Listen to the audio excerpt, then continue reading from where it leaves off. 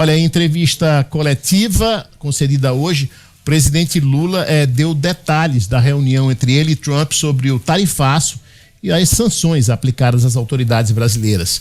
Lula afirmou que espera que as tarifas sejam suspensas, assim como as sanções ao ministro do Supremo. Isso para começar as negociações, segundo ele. Lula ainda disse que é interesse dele e de Trump e afirmou aos seus auxiliares que, caso não haja acordo, as pessoas que estão negociando estão em desacordo com Trump e com ele, em uma clara referência aos negociadores escalados pelos Estados Unidos.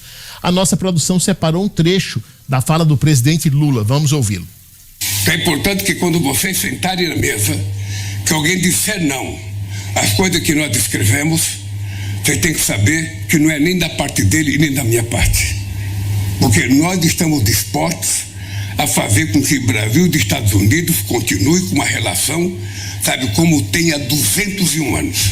Dentro para ele que era inadmissível a punição de ministro da Suprema Corte por causa da votação que houve no processo do 8 de janeiro, do golpe. Eu penso que terá que ter uma suspensão de algumas medidas da taxação, para a gente começar do zero, e da punição aos nossos ministros, porque não tem nenhum procedimento, não tem lógica.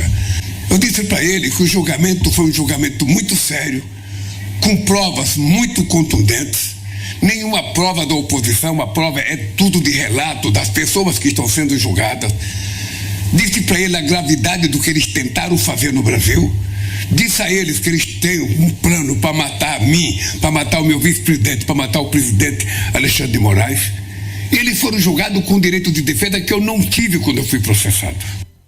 Olha, o mais incrível é como a imprensa brasileira caiu em toda a narrativa oficial. É muito incrível, porque a reunião acabou, o Moraes continua a sancionar, a taxação continua em 50%, não teve absolutamente nada, e o que o Trump disse é o seguinte: estou disposto a negociar, é muito provável que dê certo.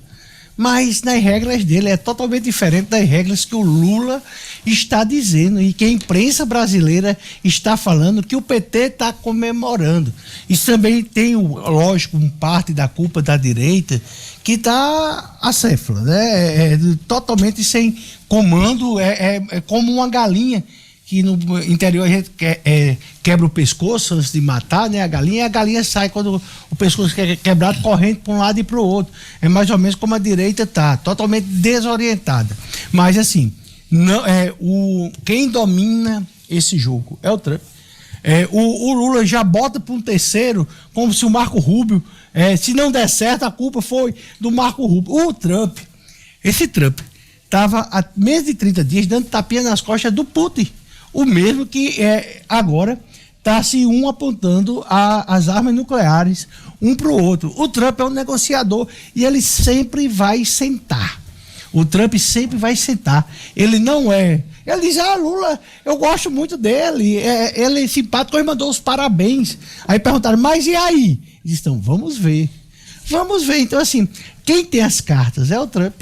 Nada mudou de sábado, teve a reunião domingo, nada mudou. E se mudar, vai ser por um preço que o Brasil vai pagar. Que, na minha cabeça, são as terras, né? Que algumas reservas minerais que nós temos, né? Que daria para algumas empresas americanas explorar, como elas fazem há muitos anos em toda a América Latina. E a outra coisa é a liberdade para essas empresas, essas big techs, que são perseguidas dia e noite aqui dentro do Brasil. A cobertura americana sobre esse encontro, em vários portais, eu estou vendo aqui no Washington Post, descreve esse encontro com ceticismo, né? Esperam sinais concretos de que Gustavo estava falando sobre a cobertura no Brasil. E aí, evidentemente, as pessoas que estavam com Lula vai querer vender uma versão, né, linda. Mas que foge da lógica.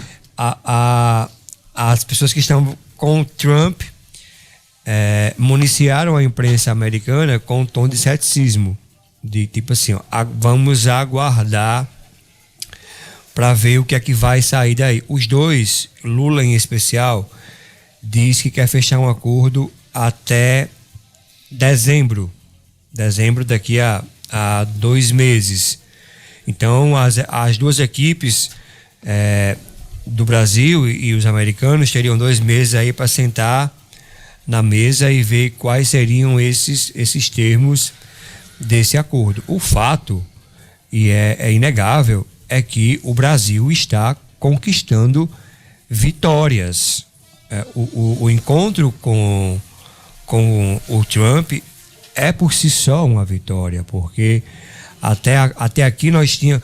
O Trump, gente, é interessante, ele está salvando 2 presidentes latino-americanos. Um é o Lula e o outro é o Milei aqui na Argentina, que ontem teve uma vitória bem significativa e vai conseguir promover as mudanças que ele quer fazer no país vizinho. Se o Lula conseguir arrancar um acordo, como ele pretende, em dezembro, aí ele abre o ano de 2026 com praticamente, acho que a reeleição encaminhada. Olha, é muito... Porque é o seguinte, eu não vejo como o Trump negociar, e é muito complicado a questão da Lei Magnitsky. É um negócio que, assim, e eu acho que é uma pauta que Lula tem que negociar, porque ele tem um compromisso com esse STF.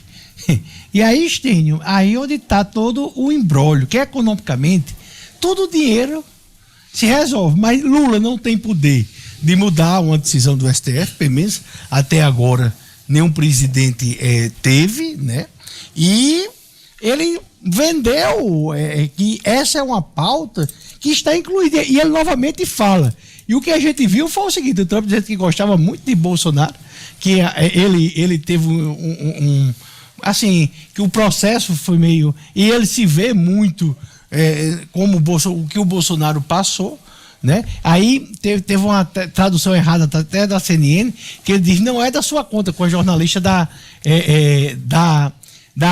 Globo. Da BBC. Não, da Globo, eu acho. Da Globo. Era da Globo News. E aí se traduziu como: não é da conta de Bolsonaro, não né? é da nossa conta. Não é da sua conta. Aí foi dito como que o caso Bolsonaro não era da conta dos dois. Dos dois. Quando ele estava falando com a repórter. Então, assim, aqui no Brasil, meu amigo, você pode fazer tudo.